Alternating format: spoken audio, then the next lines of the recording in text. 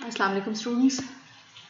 This is our lecture series which is going to be on your last drama of this course, that is classical and Renaissance drama, that is Twelfth Night, and a Shakespearean drama written by Shakespeare. And today's class is going to be a kind of a historical background and social background, which we have already discussed to some extent for the previous play that we have studied, King Lear. If we look at it chronologically, King Lear was published and performed in 1606 along with Macbeth by some months, by a distance of some months apart. But Twelfth Night is a play which is written around in the fall of 1601 and 2, and it was records say that it was performed in Queen Elizabeth's court in that period. We'll talk about that in detail, what this drama is about. But chronologically, this drama should have come first, but this is a comedy, since the last one was King Lear, which was a tragedy. This one is a comedy, and we will see the difference in treatment of the subjects, in the treatment of the characters, in the usage of words, vocabulary,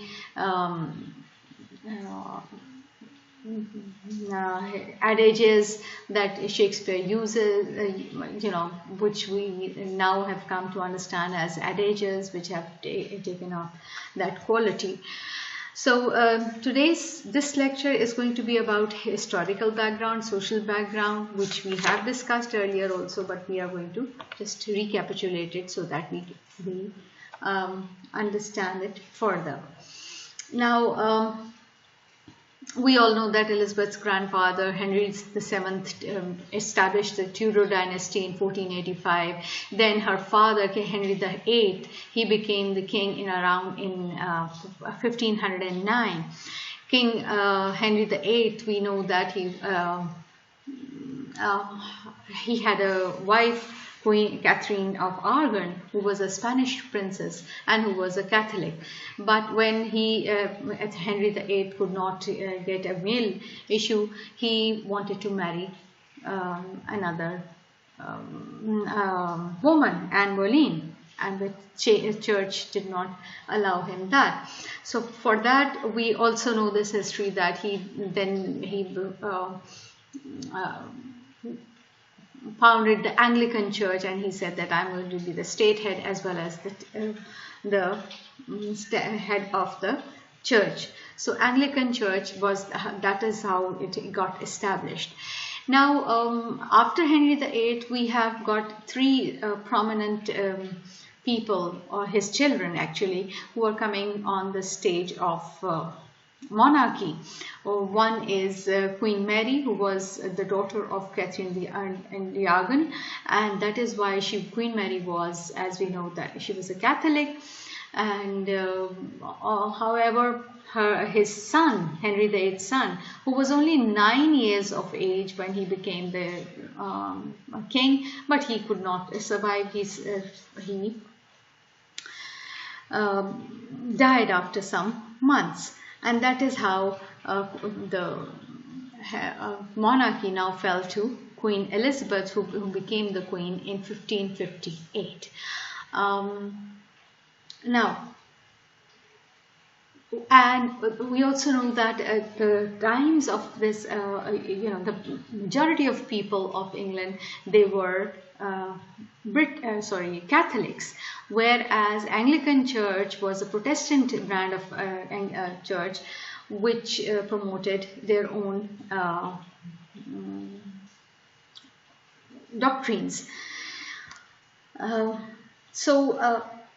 Elizabeth, when she became the queen, and I'm reading it from here, not at all. I was just telling you all this stuff, but I would just recommend this book if you get hold of this book. That is Loretta Todd's. These are York Notes by about Twelfth Night, and Twelfth Night. Not all of York Notes, but for example, there is this novel. Anyway, let's come back to this. So Elizabeth, she adopted what might be called, it writes, a middle way course as far as religion was concerned. And although there were many sects in her kingdom, but the dominant sect, which was dominant in dominating the English scene, were, of course, Anglican, Protestant English people. So out of these sects, there was one named as Puritans, and that is what I wanted to refer to, because Puritans were a very strong community, very strong sect who are referred to in Twelfth Night, and we are going to discuss them in detail. And let me also tell you that so many sects became, sprouted out, and in Queen Elizabeth's time, in King James' time, later times, that in 1646, around that time, I think Thomas Edwards is the name of the writer, who started cataloging all these sects. And when he reached around 2000 sects, he just left that, and his book is known as Gangrena, and the reference of this whatever I'm speaking is on page number 1223 of Norton Anthology. Remember, I showed it to you in the previous one of the lectures. So that is Norton Anthology of English Literature, volume 1, 1223 page. All right. So coming back to this, that was the kind of religious background, historical background. Now, what was the social background? The social background, as we have discussed also earlier also, but I'm just going to tell you again, that Elizabethan England, they believed in a hierarchy, ordered universe. They believed in this thing, and a universe in which God was supreme, in which angels, men, animals, plants and stones, everything, they had their specific places. So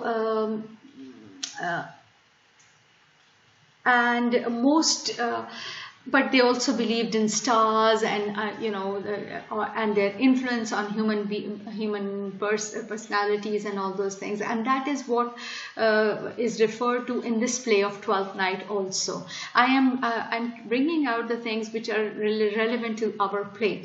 So for example, most Elizabethan as attributed certain types of behavior of astrological causes, such as one's birth sign or the relative position of the planets at a particular angle or time, and things like that. And Sir Toby, and there are characters in this drama who talk about that.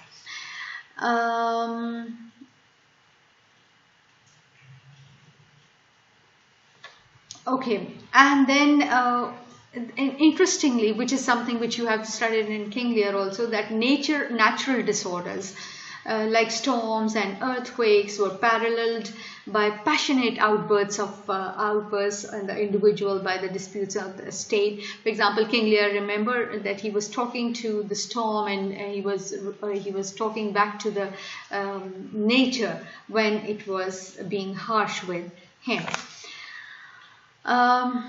Now coming to Shakespeare, we have talked about Shakespeare in great detail. A quick recap can be that about his marriage and his children, and his Judith and Hamnet was his son, only son, who was born in 1585, who died around when he was only 10 years of age or so, which was a very tough time for Shakespeare.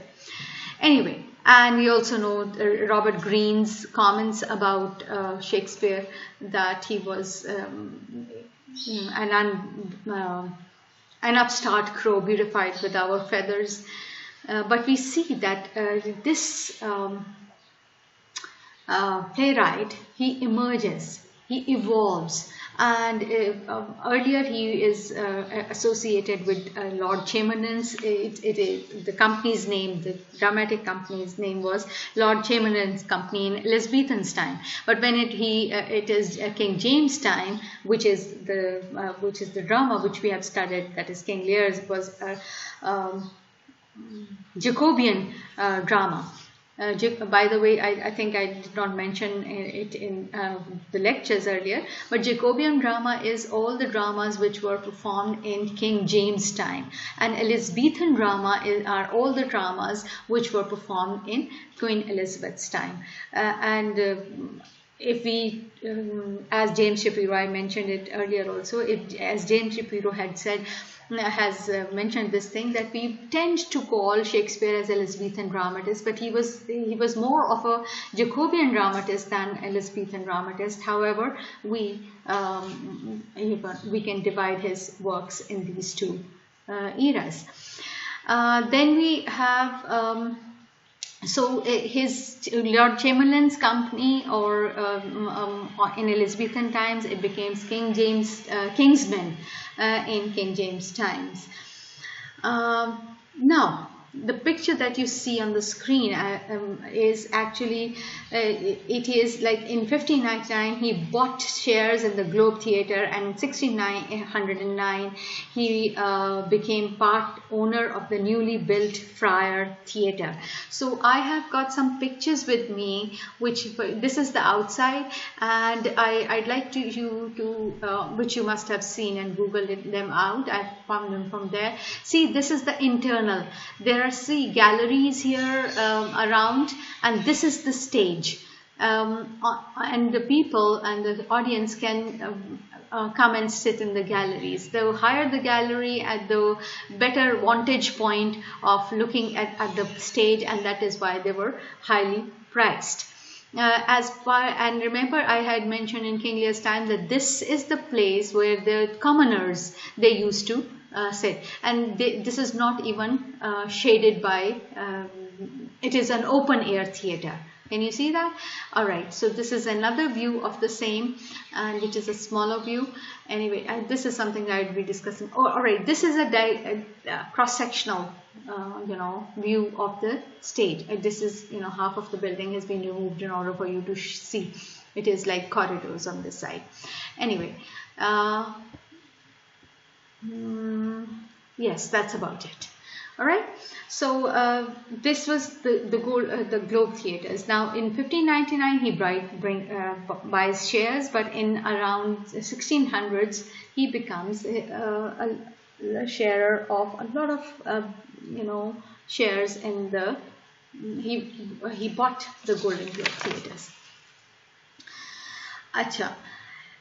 Now, another very interesting thing which we have discussed, and we already know after reading Dr. Foster's and King Lear, that Elizabethan theatre was increasingly becoming more secular, and in Shakespeare time, of course, it is more so. So there were many doors. Okay, as you have seen that there are many doors, exits, inlets, and all these. So drama, pictorial depiction, which I showed it on the screen, is something that you must have seen. Another very important feature was in Shakespeare's drama was about the women roles. The women's roles were also performed by men, and that is why that speaks for all the disguises that you find in Shakespeare. Mostly in, for example, they have given the example of Merchant of Venice. Portia disguises herself, and then in As You Like It, Rosalind also disguises herself. And this drama that you are studying, that is Twelfth Night, we will see Viola the main protagonist or the protagonist of this play, coming as a disguised appearance. Okay, now another aspect which is not here, which is something I found from another source. Now, coming to Shakespeare once again, Stratford-upon-Avon was his birthplace. That was the place where that was his retirement place also. And we know that he bought a lot of property in Stratford-upon-Avon by all his earnings from this Golden Globe Theatre. Why did he buy? Because he wanted to go and retire in his own place, and that is exactly what he did. But we also should know that his family was mostly Catholics, which is something we don't ever find in any books or in any material, mostly, which is widely available. So that's, and also he never mentioned this aspect of his religious leanings or in any of his plays. So his plays were completely secular in nature. For example, in King Lear also. King Lear, he is taking his inspiration from, or he's taking Lear as a god, as a king who was calling to gods. Remember, you have seen those dialogues. He never calls God. That was a pagan god that he was calling, or pagan gods that he was calling. So, and that is why King Lear's time period is not, elaborate. We cannot call it a historical play. It is not a historical. It is taken from history or from legendary sources. But it was about King Lear was about basically that. So the point I'm trying to make here is that Shakespeare never brought this religious aspect into his plays.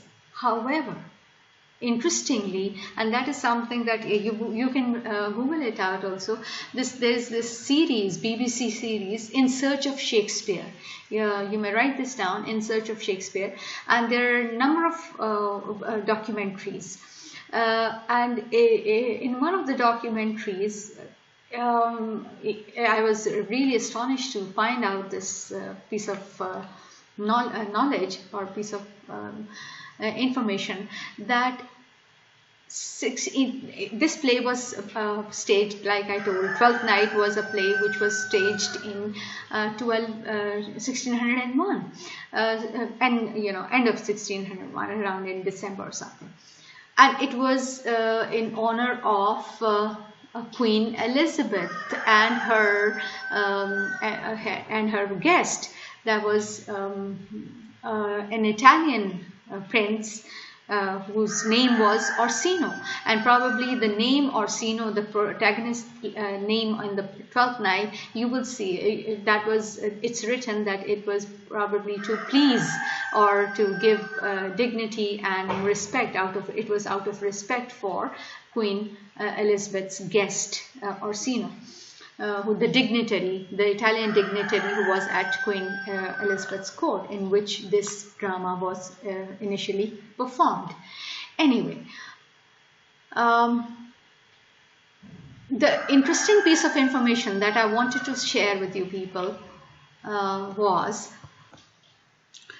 alright, so the interesting piece of information was that, and not interesting, it is sad also, that prior to 4 days prior to this enaction of Twelfth Night, performance of this Twelfth Night, his own son, his own cousin, Shakespeare's own cousin, was drawn and quartered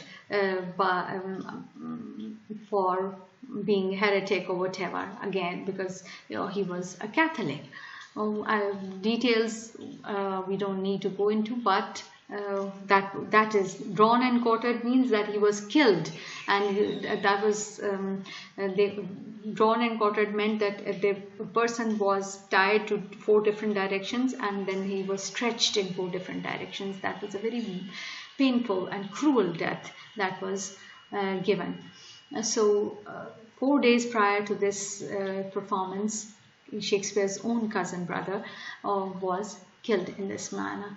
But we see that we don't find any reference of this in Twelfth Night, except for the title itself, and that is something that I'm going to discuss now in this next part.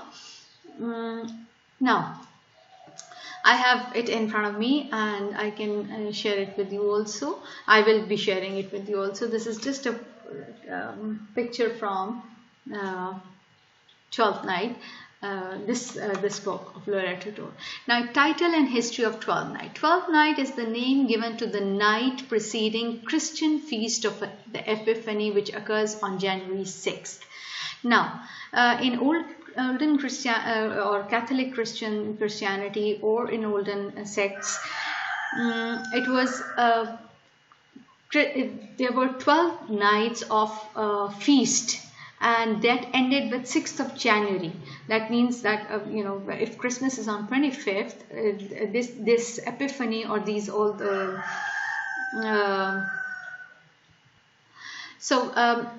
this 6th of January was marked as due to some legends. It was that according to some legends, that the Magi's, as you must have read that story of the gift of Magi by O. Henry, that Magi's, they came to Jesus Christ while he was when he was a very small child.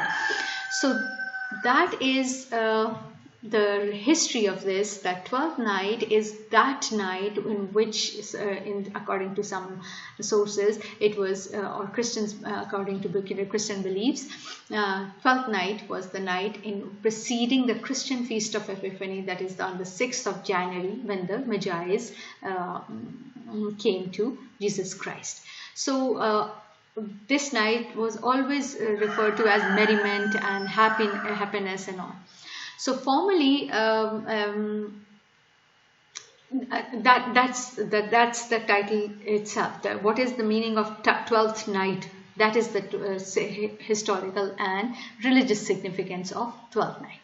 So as it is written, as you can see, formally Christmas celebrations lasted for 12 days and ended on a note of great joy and merriment. It has been suggested that Christian 12th night replaced an earlier pagan ritual associated with changes in the natural order, and that is not very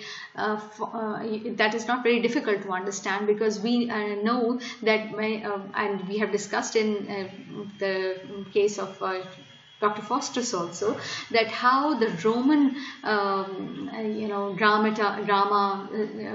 dramatic techniques and drama themes, they were incorporated into liturgical and morality plays and Corpus Christi festival, which were purely Christian themes and dramas. So this was kind of, it is suggested that Christian 12th night is also replaced an earlier pagan ritual associated with changes in the natural order of, like for instance, December and January.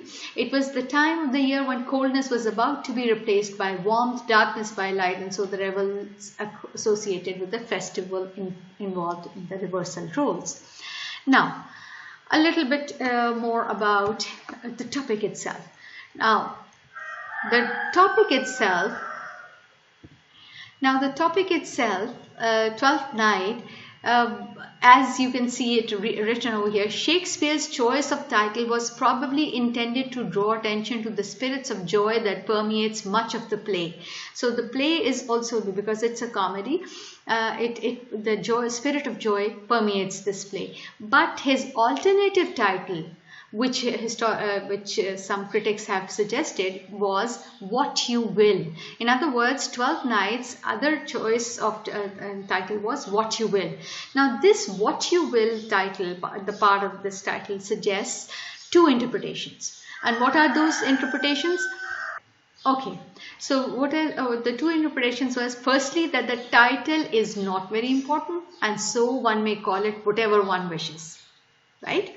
So the title is not important because most of the plays by Shakespeare, written by Shakespeare, they were always written in a hurry, and that is, a very deep critic of Shakespeare would appreciate this fact that mostly, for example, Hamlet, it is said that he wrote it in a big, in a hurry, and he did not read through his manuscript again. Probably he did not get time or whatever.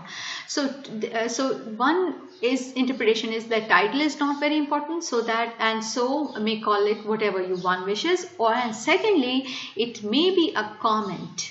Now this is important, the non-realistic quality of the play in which many wishes are fulfilled.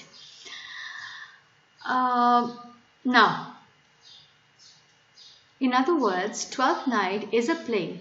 The second part of this title is What You Will. Now, there are two interpretations. One interpretation is that the title is not important, so you may call it whatever you want to.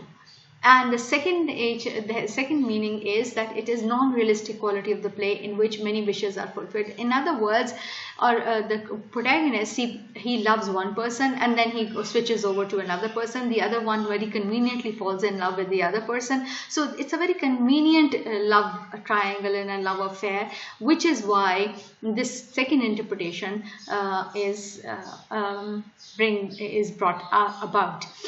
And I'm going to just give you the themes after this, after I discuss this.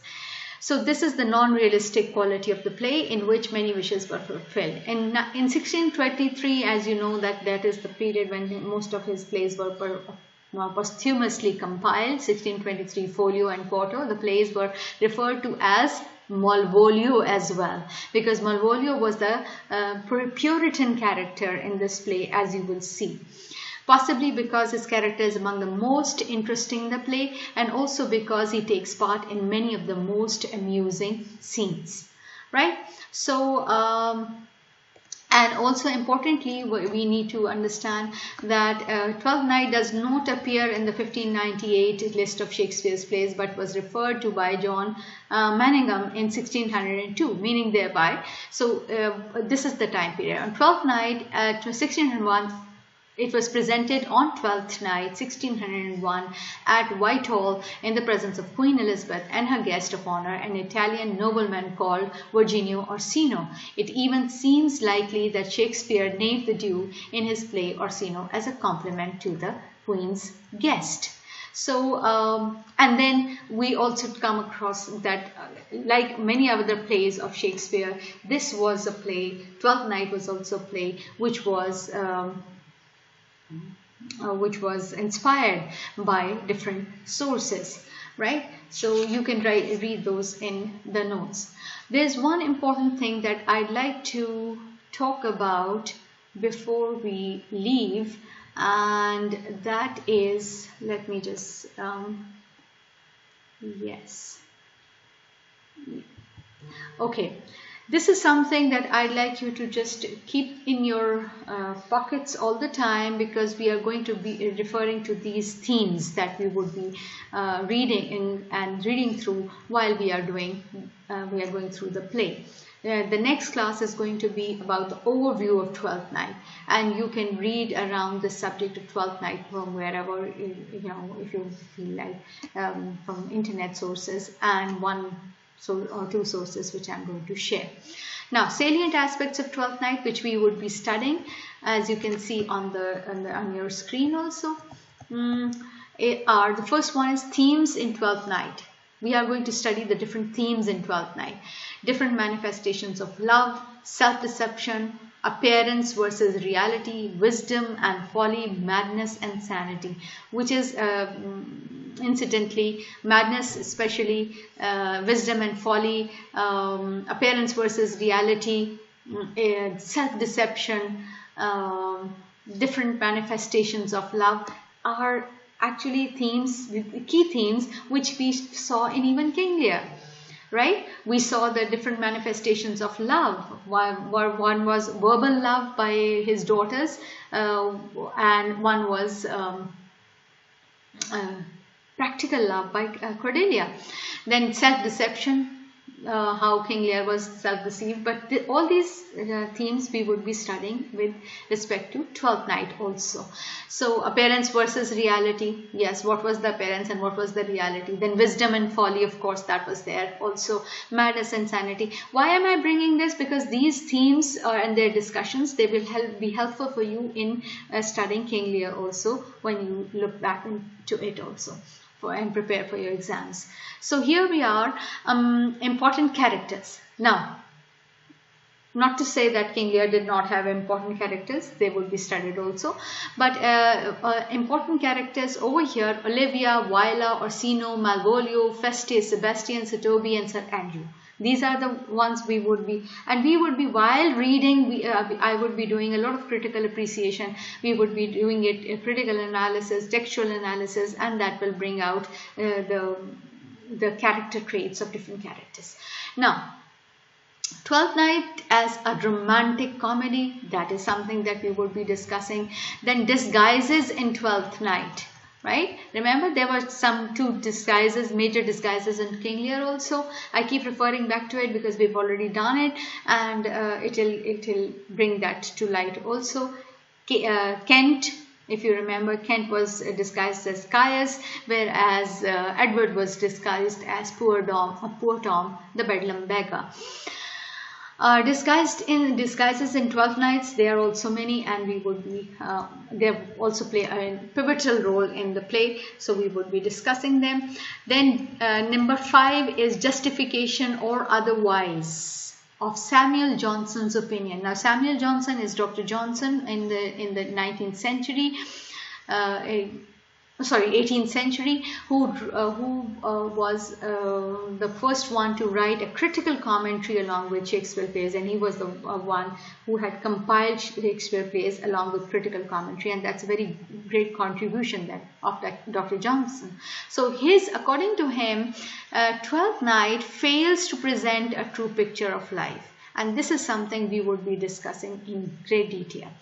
Then we have a 6th one is the strength and resourcefulness of Viola, the protagonist, which could be substantiated, which could substantiate Hazlitt, another critic, assertion that she is both the hero and the heroine of Twelfth Night. That is one theme or question that we would be addressing. Then we have comparison and contrast between different characters in Twelfth Night. That is also a very important dimension of this play.